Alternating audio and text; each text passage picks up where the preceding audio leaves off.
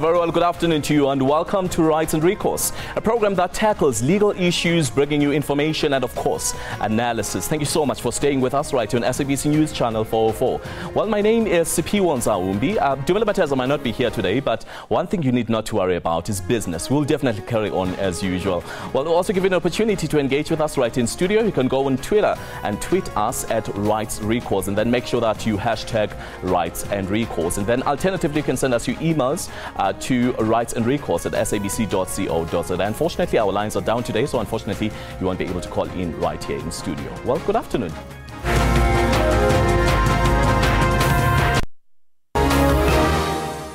Now, South Africa continues to be a source, transit and destination of human trafficking of mainly women and children. The victims are normally enticed through a promise of greener pastures from local rural areas across the country and parts of southern Africa, often by people they trust.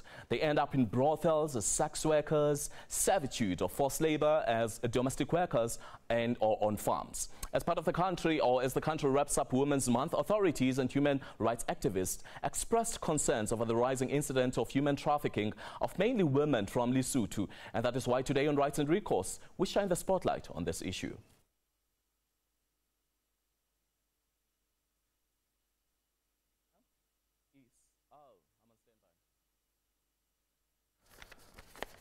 Now, to unpack today's topic, we are joined by Ms Veronica Gantana, who is a social worker from the Gauteng Department of Social Development. We'll also welcome Mr Bryan Nix, Director of Beautiful Dream Society. At our Pretoria Studio, we are joined by Marcel, who is a lecturer from the Department of Police Practice, Forensic and Criminal Investigation Science at the University of South Africa. Well, ladies and gentlemen, thank you so much for joining us right here in Rights and Recourse this afternoon.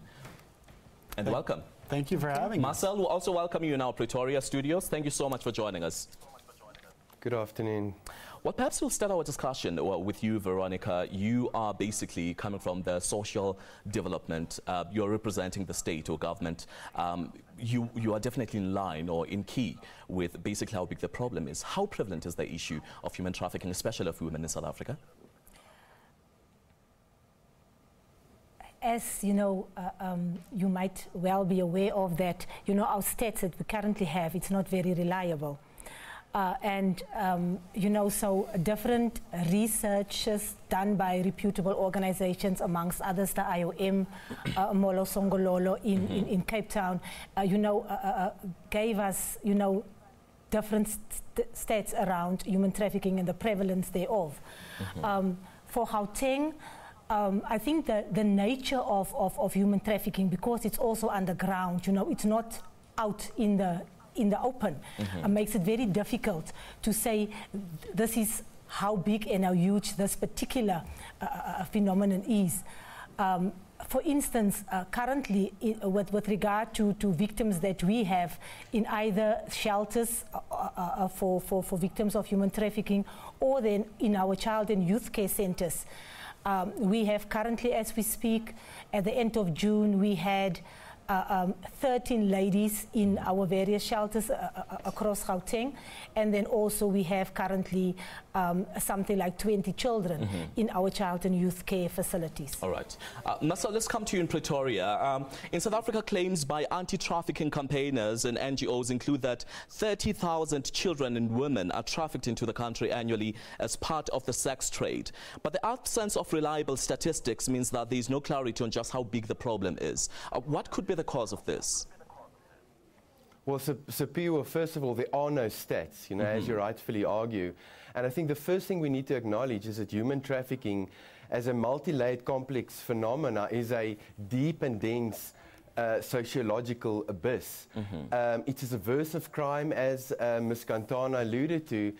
And I think if we just take a step back and we just acknowledge the multi-layered structural limitations in South Africa and systemic limitations in South Africa, if we just consider that briefly, there's no other way but to come to a conclusion that there is a constant, never-ending and copious supply of vulnerable people to be exploited. So vulnerability is all around us, and sadly we don't have the systems in place to really capture all of those nuances and capture both qualitative data, which is important, in consolidation with quantitative data. So in terms of management information, attempting to quantify the problem, it is problematic. And as I started off with stating that it's a deep and dense sociological abyss, which really is going to not allow us the convenience to get a quantified understanding of this problem. Yes. As much as we're paying focus, a specific focus to women abduction or women trafficking,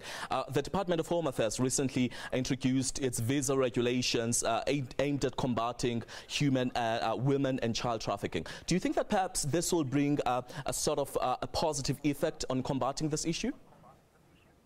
Well, I think for the counter-trafficking community, Sapio, I think the visa regulations is a win-win situation, without a doubt.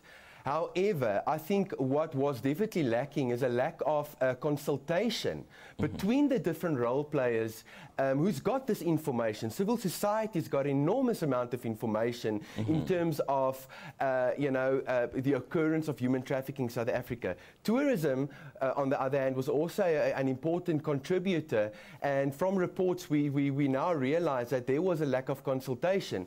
But definitely we need to start somewhere. I mean, we've seen the reverberating consequences of this regulations that's been implemented, and there has been different views on this. However, as Ms Gantana can maybe elaborate on, there has, through our wider network with civil society and relevant task teams, there have been reports of cases which has been red flagged as possible trafficking cases, which has actually been stopped at the border posts because of these visa regulations. So it has definitely contributed to a response where we can at least enumerate 4 incidents of minors who was stopped and who could most probably have been trafficked. However, we cannot have a myopic view on this, and we need to understand the multi-layered nature of this issue, and we need to understand that there are different contributors to this narrative, and not just law enforcement,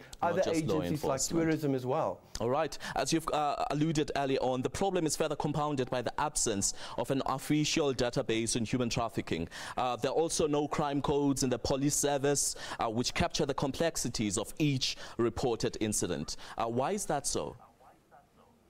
Okay, so Pio, just a note on that, there are currently the new crime codes for the South Africa police system, the crime administrative system is actually now ready, and it's operational to capture the new crime codes, which goes along with the new legislation.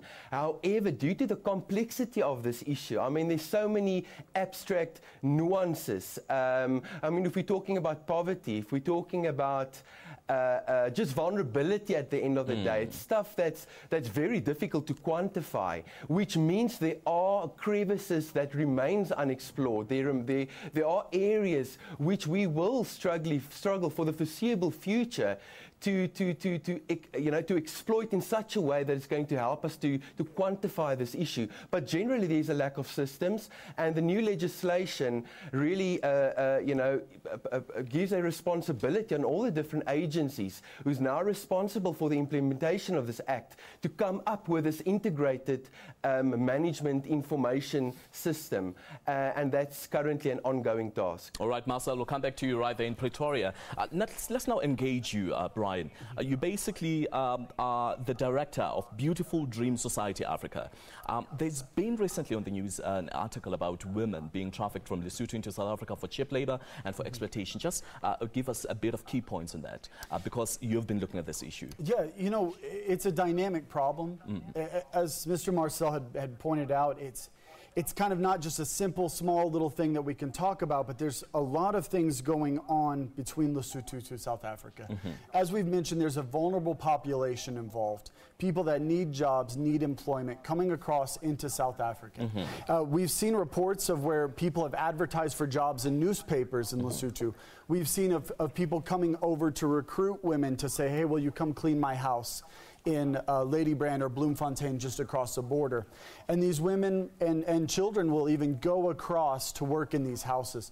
So it's a dynamic problem, and at the end of the day, a difficult part of it is identification, is finding these cases. Now, these women might go and work for months and not get paid and then escape and go back to the border, cross back into Lesotho, and no one's ever reported it. The police haven't been involved. So that's why it's so hard with some of these numbers and trying to quantify the data of just that simple little woman who will go across, find the job, it's not working out, she's not getting paid, she's not getting her promised wages, and she escapes. And then, of course, with forced prostitution on the streets throughout South Africa, that's a large thing that happens. You see these women on the streets who are being forced into these crime syndicates, these pimp syndicates that are operating throughout the region. And when they escape, they might be on drugs, and the police officers will arrest them for the drug use and not trying to find out what's really going on in the situation. So it is a very dynamic problem, cross borders for sure. I think it would be very interesting to also talk about the modus operandi of these traffickers, basically what they look at, the vulnerability as you've alluded earlier on, but also some of the issues that perhaps the viewer at home and some women out there could possibly look out to. But right now, let's quickly go for another ad break. Remember that you can also tweet us right here in studio. Our Twitter handle is at Recourse, and please make sure that you hashtag us right here in the show, and that is Recourse. We're back after this. Stay with us.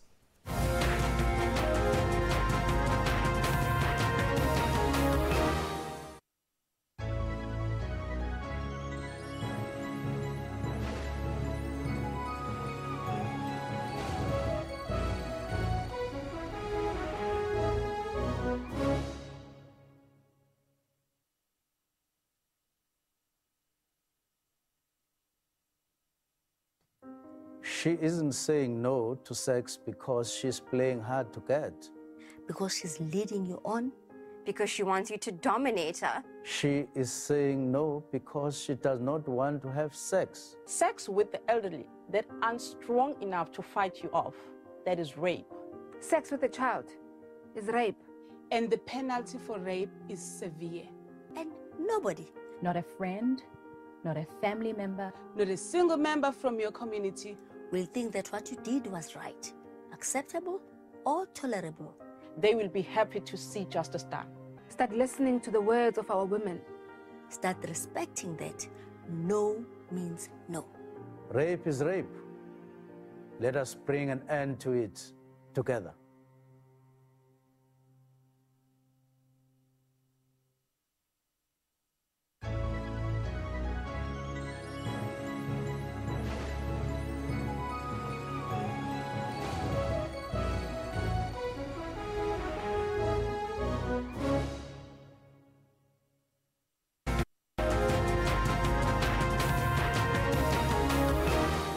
Well, welcome back. You're still watching Rights and Recourse right on SABC News Channel 404. Now, let's hear what the Twitter community has to say about our subject today. Right now, we've got Dr. Cooch, who says, then let the law define human trafficking. Joseph says at SABC News at Rights and Recourse, then it's not trafficking, it's emigration.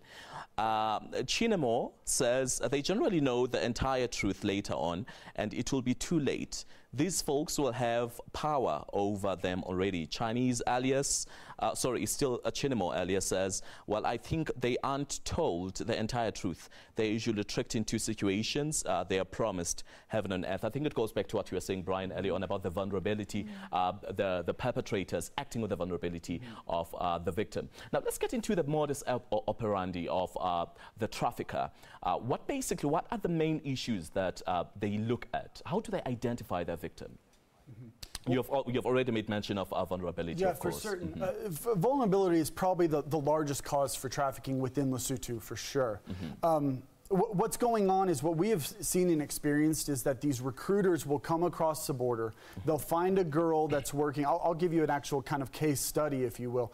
There was a girl working just across the border from South Africa. She was 16. She wanted to find some domestic work, so she comes across. Well, those men had found her in her village. So when she comes across, they forced her into a prostitution situation, and they said, listen, we know where your village is, we know where your family is, we'll go back and kill them. And so that coercion right there alone, it's already said, wow, these guys, they're very bad people.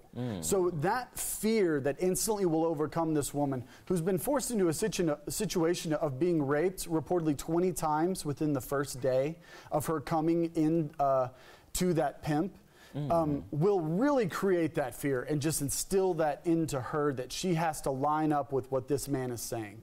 So you can really see that the modus operandi is using fear over these women to get them to do what they want. Well, they've also come across the border, probably illegally, without a passport. So then they'll say, if you go to the police, they're going to arrest you and charge you, and he'll make up a number, 10,000 Rand, and throw you in jail for a year for crossing the border illegally. Well, these women will believe this because this man has already struck enough fear into them that they believe what is being said to them. So there's a lot going on there, even more complex than just those basics. But you can see how that fear will really drive someone to where then they're out working the streets in forced prostitution, living their lives in fear. As we talked about with drugs, the men will get them high on drugs, they become addicted to it. We know that drugs are a coping mechanism. Makes you feel better about life, about what's going on around you. And so with those coping mechanisms and the fear, it creates a situation you want to stay in. Right, let's come to you, Veronica. Let's talk about the collaboration, possible collaborations between your Department of Social Development and other state entities in ensuring that you're capping the issue. What are you currently doing? What programs do you have in place? We are part with all the other departments, education, labor, justice, NPA, in the Gauteng anti-trafficking task team. We also have NGOs and you know, serving on the task team. So that particular task team would look at awareness, education, prevention. Then we have the Gauteng rapid response task team. This will be justice, social development, all those that must look at prosecution and you know, the services that a victim should get. So those are currently active. From social development side, what we do apart from ensuring that there's accommodation in our shelters, we would look then first of all at the safety aspect, also at psychosocial support.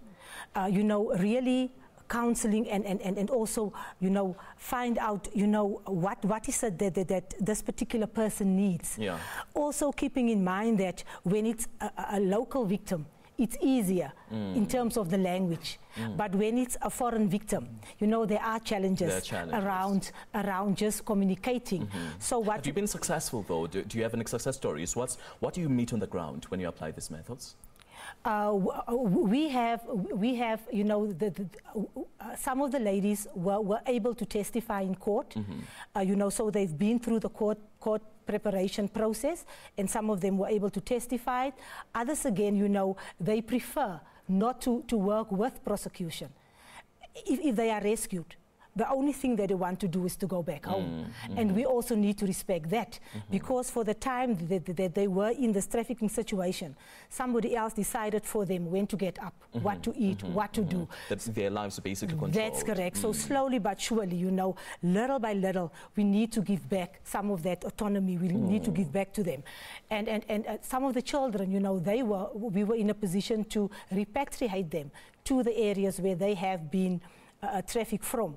But before we can or could do that, we had to liaise with whoever, you know, our counterparts to make sure that, you know, the repatriation process, the risk is minimized. You know, the person will not be perhaps re-trafficked again. So building capacity, and also building capacity in the area where the person has been trafficked from, to make sure that, you know, the vulnerability is lessened and the person don't fall prey again to another. I think it would be quite interesting, Veronica, to equip the viewer at home and all citizens to know what is it that we can do as citizens, you know, to assist in curbing the issue. But right now, I believe that let's go back to our Pretoria studio. Now, In 2014, the South African Police Service Missing Persons Bureau reported that 2,641 adults and 754 children remain missing from cases reported between 20,000 and 2013, a significant number for a mere 2 years. Wouldn't you say? Well, Sapio, definitely, and I think part of this conversation, and a conversation that we need to have, is, you know, what is, if any, what is the nexus between human trafficking and missing persons? That is not clear as we speak. And currently, we are busy with some community engagement projects, and that's one of the projects that we are busy with, really exploring whether there are, in fact, a nexus. I know recently there's been a report from an NGO in Pretoria where the lady was referring to a very small community in Pretoria West, and she made an assertion of there could be up to as many as 1,000 children missing just within that community. So it raises numerous issues, but it also raises the question of where are these children, you know? You know, if they weren't trafficked, where are they, you know? So, you know, that's definitely an area which needs to be researched and explored. And once again, with regards to systems, we need a cross-pollination between the missing persons system, for argument's sake, and really see whether there could be some kind of an interface with other systems, which we are now busy setting up as part of the integrated management information systems. In your understanding and your study, which communities are most vulnerable to human trafficking?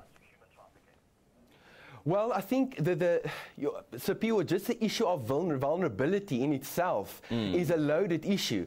My view really is, my opinion is that all of us can be vulnerable. And I like to refer to Maslow's hierarchy of needs. Now, this is you know, part of this psychological theory which came up in the early 40s, which really says there's different levels of needs. So right at the bottom, you've got the physiological need, which could refer to a person on the street who's busy begging. He doesn't have shelter, he doesn't have water, and he doesn't have food. In effect, that person could be deceived, and that person could be exploited based on his vulnerability of not having water, clothes, and shelter. However, if you go up to the hierarchy, right on top of the hierarchy, you've got the need for self-actualization. And that might be a person like yourself, Sapio, or that might be somebody who's a professor at a university who would like to take up a scholarship at an international university. That is a need that person has, and it could be exploited, which in effect means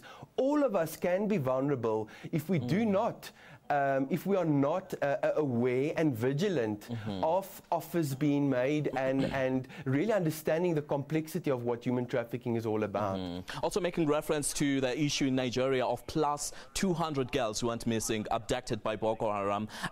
Now, seeing that society is acting on its vulnerability, there are the socio-economic issues that contribute to this: unemployment, desperation for finances and to have a better life.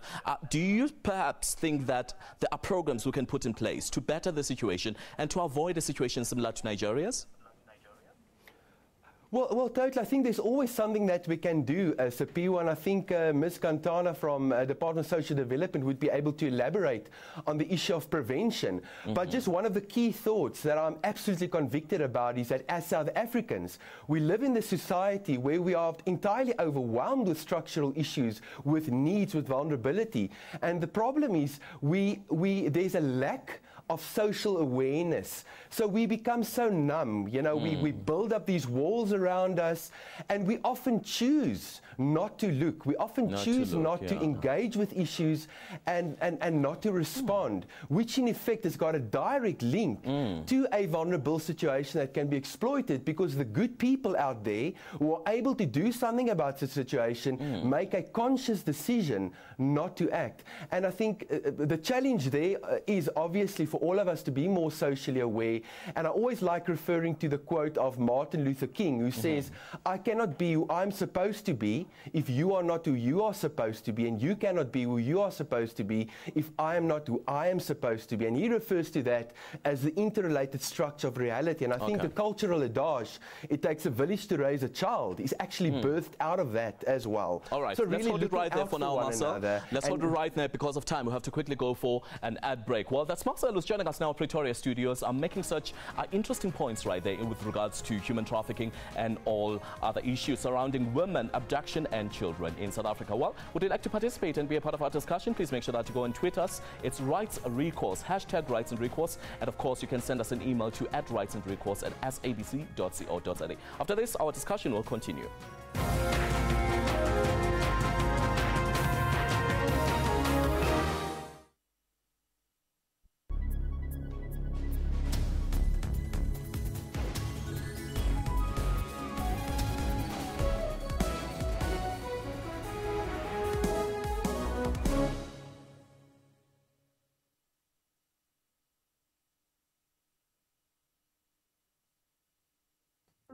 She isn't saying no to sex because she's playing hard to get.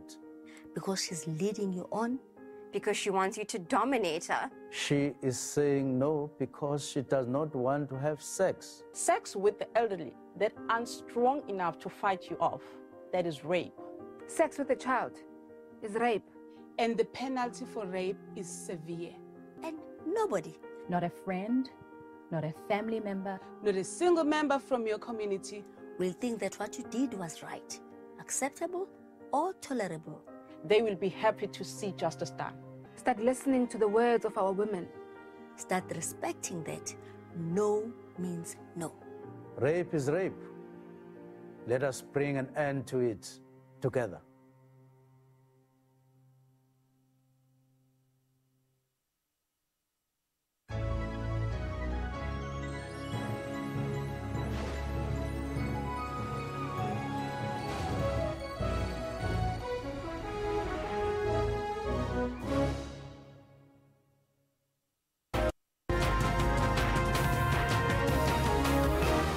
Well, welcome back. You're still watching Rights and Recourse right here on SABC News Channel 404. Joining me in studio is a group of experts who are quite knowledgeable when it comes to the issue of abduction and human trafficking.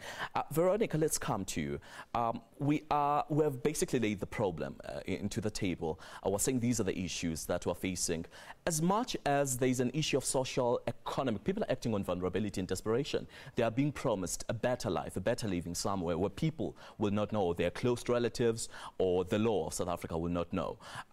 As the department, as much as you are partnering with NGOs and so forth, when it comes to other government departments like your Department of Home Affairs and so forth, what are you doing? What programs are you putting into the communities to ensure that you engage the consciousness of the potential victim? What we do from social development side, and also sometimes in conjunction with one of our, our other departments, we would do what we call a door-to-door campaigns, where we will train volunteers. We will then, with the volunteers, go, say for instance, in a particular area where we go in at each and every house to engage the people, to tell them about, what human trafficking is. We would, tell them these are the loopholes, these are the things that you must be careful for. Capacitate them, also leave some information, with them. But we will also have, dialogues, community dialogues, roundtables where we will discuss the issues. And what we also do, we would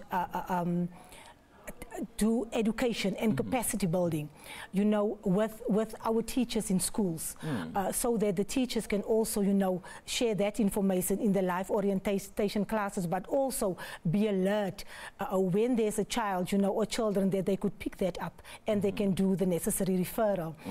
In terms of our own staff and also other staff from the different provinces, from the different departments, each of our department has, a responsibility to train our core for staff. So from our side, we do train, you know, also social workers from the NGO sector and not just from the department. The same applies for SEPs. They need to train their policemen, also those in the charge offices, you know, the first point of entry.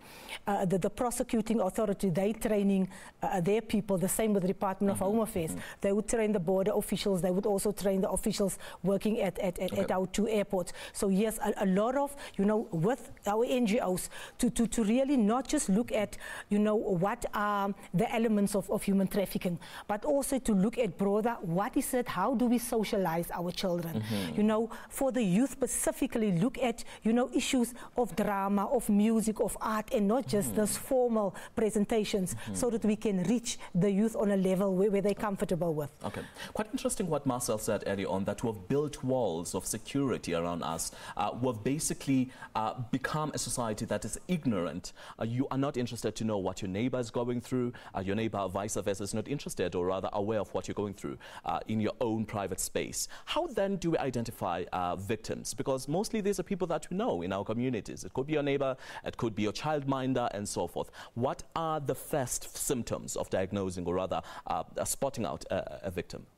You know, it's interesting now that you're mentioning it, because, you know, when we engage and we ask people, you know, look around. If you see in your street, there's activity that just don't sound right or don't look right, you know, please come forward. And I think with the new legislation, it makes provision, even if you suspect an activity that's related to human trafficking, that you need to report that.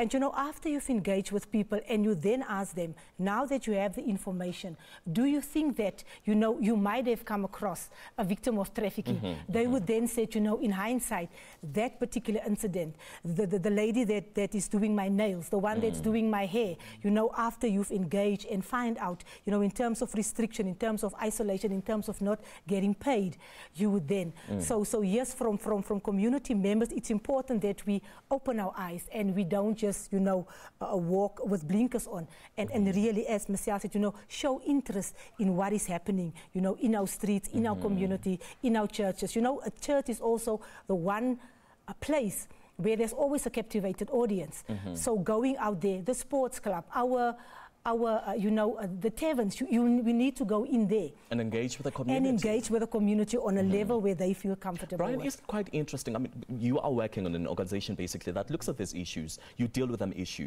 daily. Now that we're talking about prevention and basically protecting a potential victim, what do you have to say?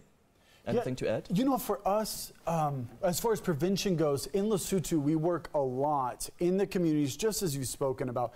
I mean, we've trained thousands of people on human trafficking, what it is, what to look for. We've actually been doing a campaign throughout the years with the taxi drivers in Lesotho.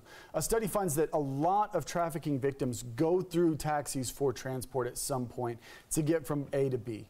And so we've gone through, and what we've done is talk to the taxi drivers, talk to them about things to look out for. They're looking out for people with bruises or people that seem to be forced into the situation. Someone else is doing all the talking for them. Someone else is producing their documents, paying for their fare.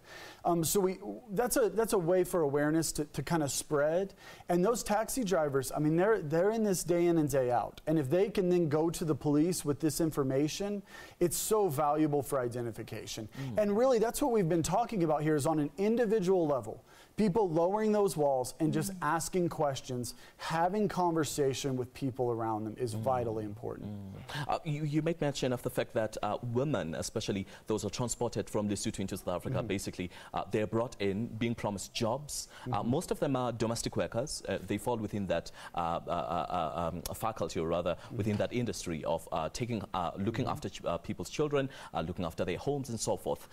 With the policies that you have as the country in Lesotho, and I'll just now delve into some of the protection or rather migration laws that you have in the country. Do you perhaps feel that there could be better initiative taken by the government to ensure that there's protection in that? We can always do better, for sure. We can always do better, no matter what it is. But Lesotho, actually, just to brag about my country a little bit, they passed their trafficking law in 2011, so they're a little bit ahead of the curve on some things. Now, the thing that we keep encountering is a lack of resources at the end of the day. If the police do not have the vehicles and the money to go out and make these arrests and do their investigations, it's going to continue to cause that drawback. But, you know, as far as the border situation, I can speak specifically to the Maseru border post leading from Maseru and Lesotho, the capital city. Right across the border is Lady Brands. You have a little bit of a porous border situation going on. And that just comes to people doing their jobs right there at the border, asking all those questions. The new home affairs laws in South Africa that are in effect are actually helping as far as human trafficking goes. I know not everyone likes to hear about these laws and the positive side of them, but there's a lot of positive going on. I know you spoke earlier about the children that were caught from going across, leaving South Africa, that were really rescued. And if 6 children are rescued, at the end of the day, I'm not going to complain about these laws, and she can speak more to that case specifically. I think let's first go to Marcel in Pretoria. Marcel, as much now we're talking about the prevention cause when it comes to this human trafficking. We spoke about migration laws, immigration laws, and so forth. How protected are our borders when it comes to that? Do you have to add anything to what Brian has said? You know what, Sapiwo, it's overwhelmingly well documented that we've got a porous borders, and I think just as a footnote to this specific conversation or this topic on which we are at this moment, is that we cannot lose sight of the enormous role that corruption plays as part of this human trafficking equation. Corruption is fundamentally an enabler as well as a perpetuator of human trafficking. And you know, just current research that I'm personally engaged with, but just also as part of the National Freedom Network and the information that we receive from grassroots communities is so often where corruption comes up as a theme that has fundamentally facilitated and, as I mentioned, perpetuated a specific incident. And that's also part and parcel of why we haven't seen those international syndicates responsible for human trafficking, which is also documented in the TIP report, that there hasn't been much of success in actually successfully prosecuting them as well. Also a lot of allegations of corruption on all levels of and also official complicity. I think it would be very interesting to know whose responsibilities is it to keep a record of cases reported and also just to ensure that action is taken, especially when it comes to prosecution of the perpetrators, or rather, let me say, the traffickers in this regard. You find that a lot of people will come forward and say that they're reporting these cases, but when it comes to law taking its course, is it really efficient? Is there more spotlight being thrown towards this issue? I think it would be very interesting, Veronica, that you take us through some of those issues when we're coming back from the ad break. Is that fine with you? Okay. Well, we still want to engage with you right there at home as you're watching us. The Twitter handle is at Rights Recourse, or rather Rights and Recourse. Make sure that you go and you make us trend right there on Twitter. Also, would like to hear your views when it comes to this issue. Do you believe that human trafficking basically, or rather the government is throwing enough attention on this issue just to make sure that they curb human trafficking in the country? Do you believe that there could be partnership in government entities and so forth? Well, we would like to hear from you. Please make sure that you let us know after the break. We'll continue with our discussion. Stay with us.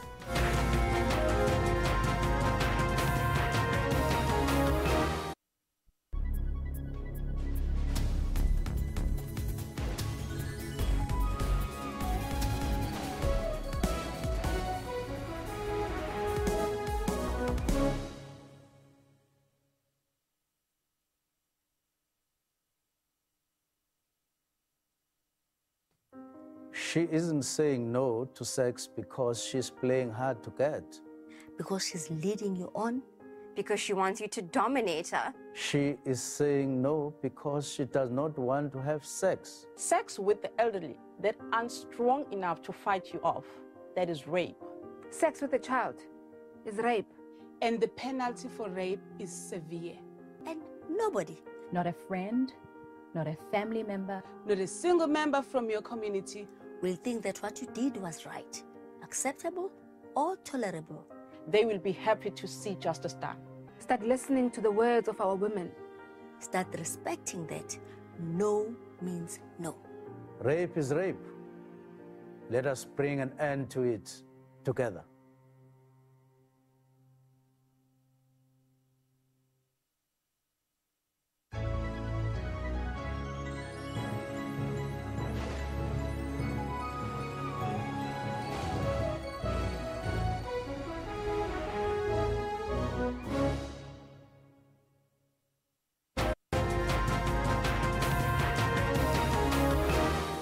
Welcome back. Well, we'll still continue with our discussion right here on Rights and Recourse. Thank you so much for staying with us. Now, Veronica, before the break, as much as we're still talking about the prevention, we're saying, yes, we need to penetrate the society. We need to go into the most impoverished communities, those who don't know better, the most vulnerable. But we can't shun away from the fact that this is a business to many. It's a business. There's a demand for forced sexual services or forced labor. Traffickers use all means to meet those demands. They act on the vulnerability. They go to those who don't have means to supply for their families. What then do you think we can close that opportunity, or rather make sure that we twist the mindset of those who can be used in order to capture or rather abduct people? I think there's not just one specific thing that needs to be done. I think there needs to be a range of interventions. First being, it's really looking at, you know, what is it that we can offer in terms of job creation. I think that is a big thing. So in terms of job creation, so that, you know, if I am a single mom with a number of children, that I can be skilled in whatever, you know, field, so that I can go out, so that I can, you know, earn money, and then I can then, you know, it just lessens the vulnerability for the children in my particular house.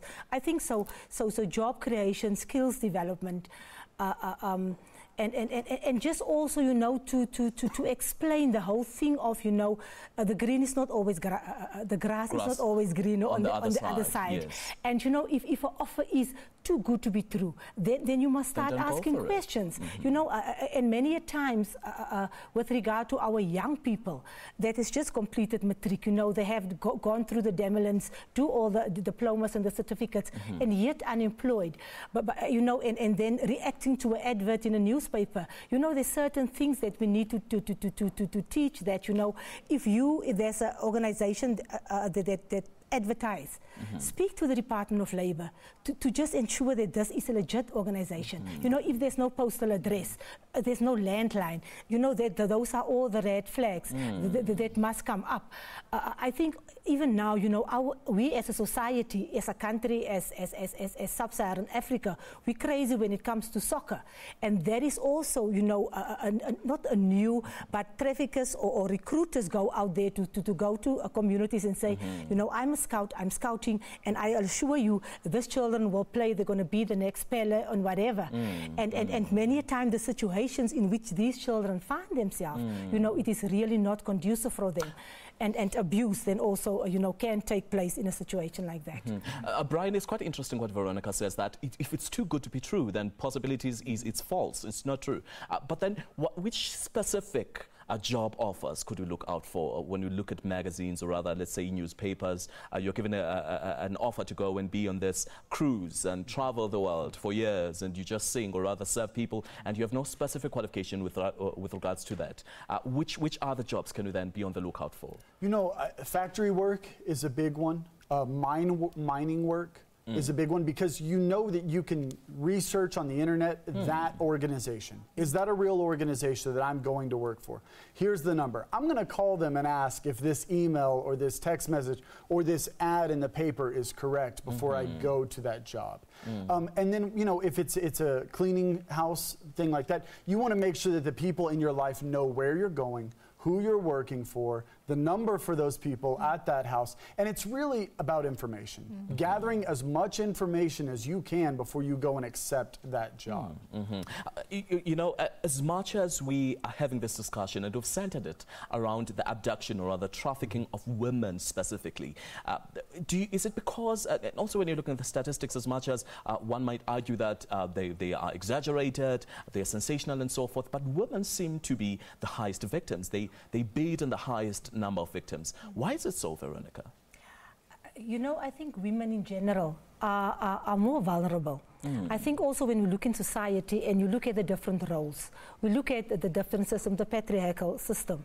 You know, the fact in many communities that women are still not allowed to go out and go and work, but they must be, in the house. They must do the work around on the fields, in and around of the work. So the vulnerability of women are much higher than those of men, if we just speak like generally. So that, I think, makes women and girls just more susceptible and more vulnerable. Yeah. Marcel, let's come to you in Pretoria.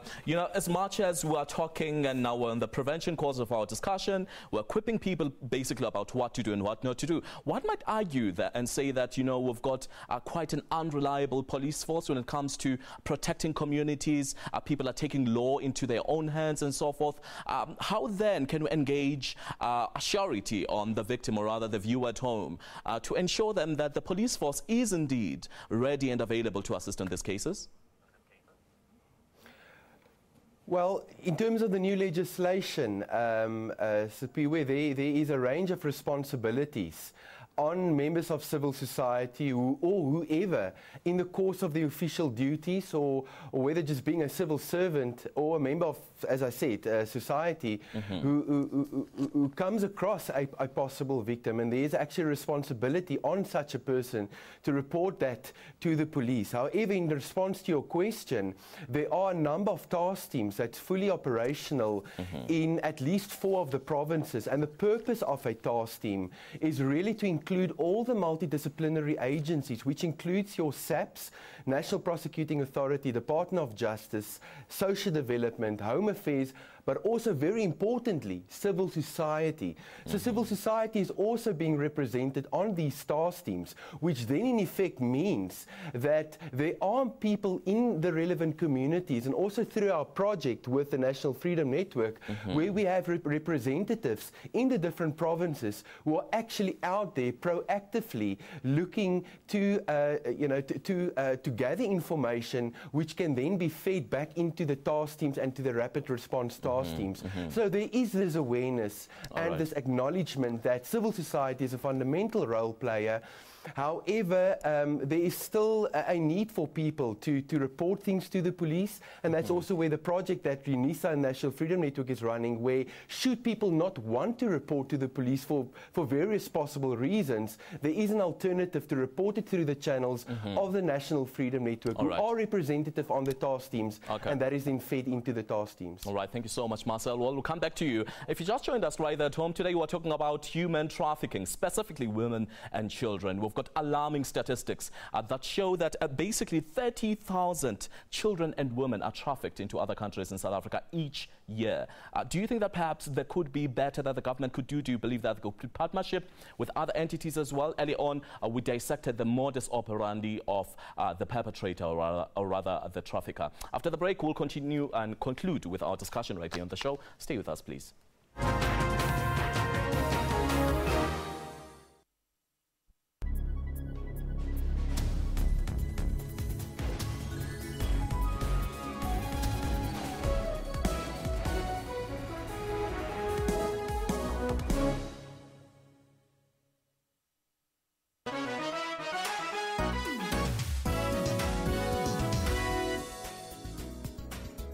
Your World makes it its business every evening to round up the leading local stories and international news to keep you informed all the time.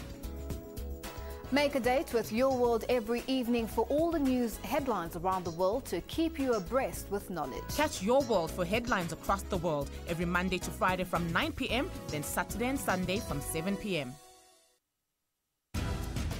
Africa's tech scene is constantly coming up with innovative ways to answer some of the continent's problems. We source content from social media, from our mobile apps, from our website. And as people move from phone calls to data, companies have to switch what they offer. People expect to get higher speeds, better quality broadband for less. On Network, we have information on Africa's technology and social media scene. That's Network with Ms Zondi every Sunday at 9 p.m. Central African Time, only on SABC News. Africa's tech scene is constantly coming up with innovative ways to answer some of the continent's problems. We source content from social media, from our mobile apps, from our website. And as people move from phone calls to data, companies have to switch what they offer. People expect to get higher speeds, better quality broadband for less. On Network, we have information on Africa's technology and social media scene. That's Network with Ms Zondi every Sunday at 9 p.m. Central African Time, only on SABC News.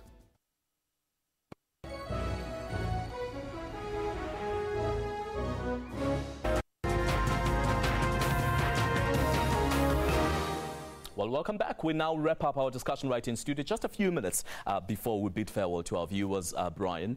Now that we're talking about therapeutic assistance that's offered either by the departments or by organizations like you, as a director of Beautiful Dream Society, you've got shelters in Lesotho to assist victims. Can you perhaps see that movement coming into South Africa and other countries? Yes, in Africa? The rise of shelters in South Africa, especially with the law recently passing in South Africa, it's been great for those victims.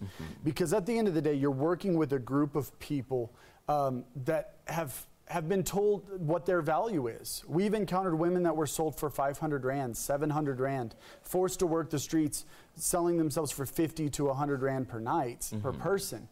And these women have been told this is your value. But at the end of the day, what shelter's goals, I believe, throughout the world are to instill value back into these women to say, listen, your life is worth so much more than this. And that's our heart at Beautiful Dreams Society, is we like to see lives made beautiful, is our motto. And so with that, we want to speak into each individual's life and say that you are worth so much more than you've been told you're worth. What can victims do?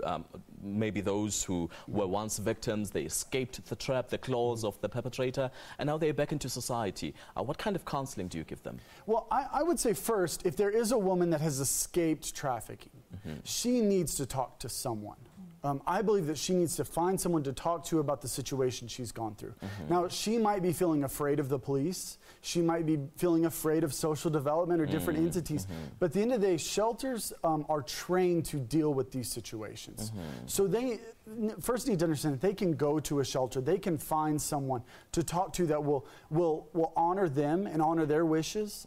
And what we've talked about is making sure they know they're in control of their life. So we don't instantly find them and take them straight to the police. We find out what they want to do, how they want to approach the situation, and just know that we're here to love them and to value them and to respect them. To be that shoulder they can cry on. Exactly. So, you know, in Lesotho, what we ask people to do, our website is beautifuldream.tv. You can contact us on there, let us know what's happened, and we report with the National Freedom Network, which has been mentioned a few times today. The National Freedom Network is just an amazing group of people all coming together, partnering together about this issue and communicating with each other, because that's vitally important among the different stakeholders throughout Southern Africa.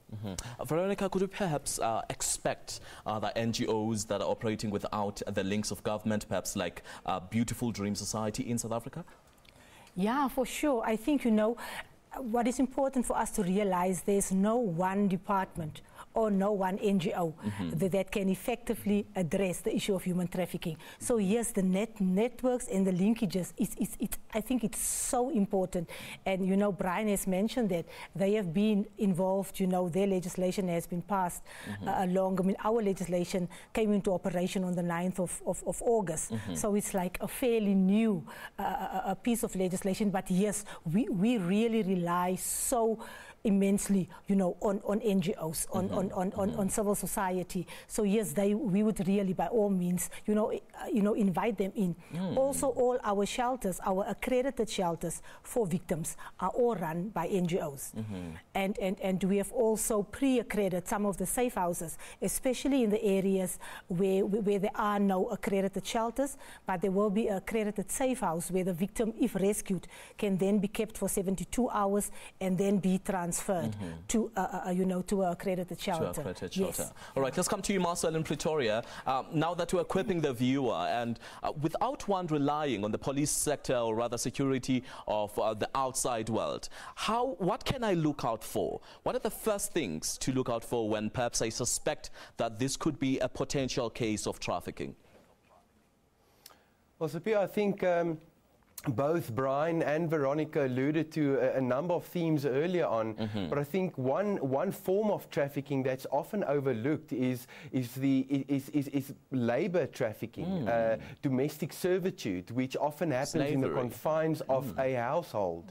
You know, so there's so many different angles or so many different lenses to look at this issue. So obviously, vulnerability, engaging with it, asking the right questions, understanding what human trafficking is all about.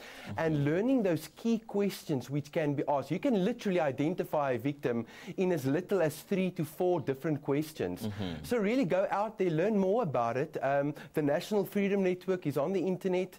Google the National Freedom Network, get involved and participate in the discussion. And in that way, empowering not only yourself, but also becoming part of a community which is really empowered and who's availing their own resources to combat this heinous crime. Just last, as we engage with you, now that we're seeing that we have got a government department in studio, might as well take leverage of that.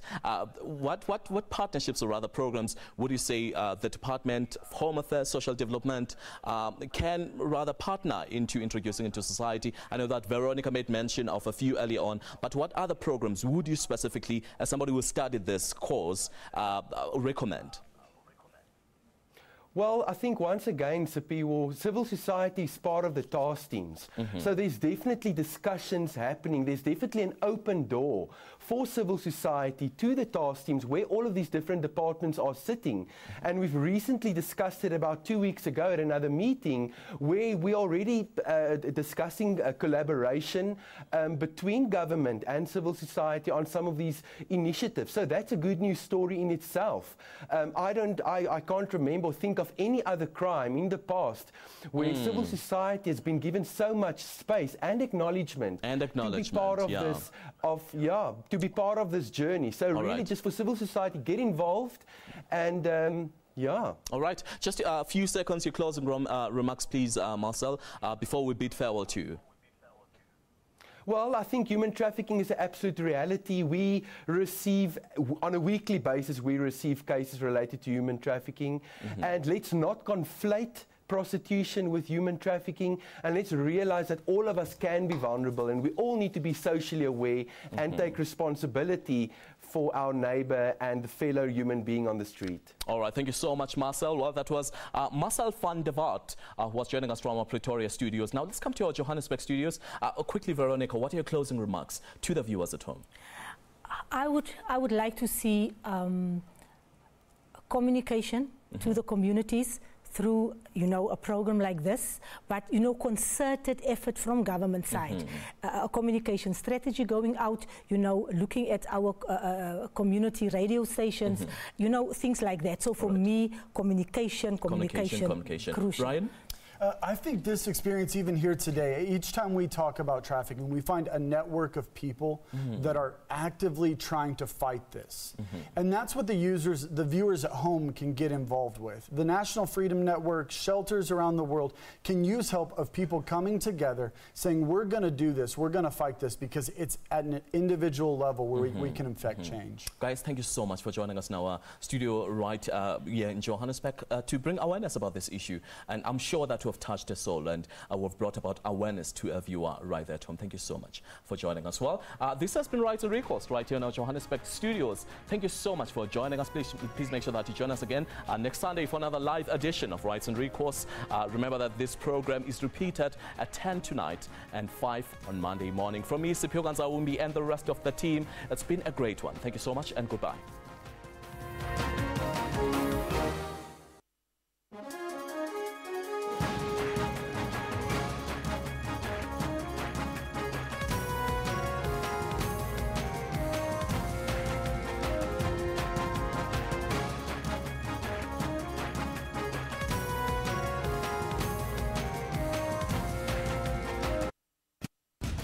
Africa's tech scene is constantly coming up with